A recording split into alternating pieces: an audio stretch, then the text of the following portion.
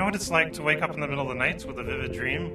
And you know how if you don't have a pencil and pad by the bed, it will be completely gone by the next morning. I had one of those dreams when I was 23. When I suddenly woke up, I was thinking, what if we could download the whole web and just keep the links? And I grabbed a pen and started writing. Sometimes it's important to wake up and stop dreaming. I spent the middle of that night scribbling out the details and convincing myself it would work. Soon after, I told my advisor, Terry Winograd, it would take a couple of weeks for me to download the web. He nodded knowingly, fully aware it would take much longer, but wise enough not to tell me. The optimism of youth is often underrated. Amazingly, at that time, I had no thoughts of building a search engine. The idea wasn't even on the radar. But much later, we happened upon a better way of ranking, and we made a really great search engine, and Google was born. When a really great dream shows up, grab it.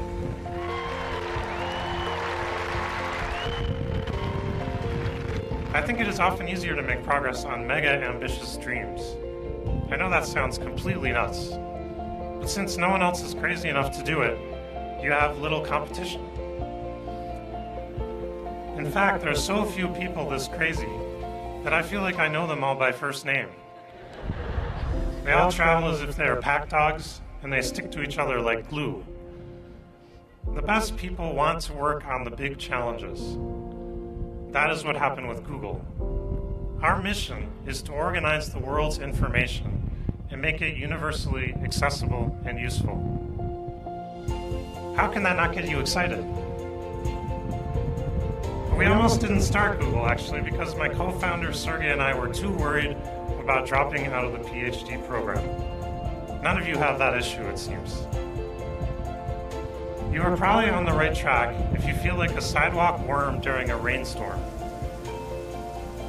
That is about how we felt after we maxed out 3 credit cards buying hard disks off the back of a truck.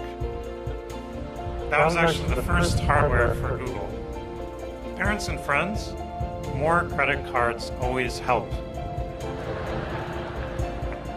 What is the one-sentence summary of how you change the world? Always work hard on something uncomfortably exciting. As a PhD student, I actually had 3 projects I wanted to work on. Thank goodness my advisor said, why don't you work on the web for a while? He gave me some seriously good advice because the web was growing with people and activity, even in 1995. Technology, and especially the internet, can really help you be lazy. Lazy? What I mean is a group of 3 people can write software that then millions can use and enjoy. Can 3 people answer the phone 1 million times? Find the leverage in the world so you can be truly lazy.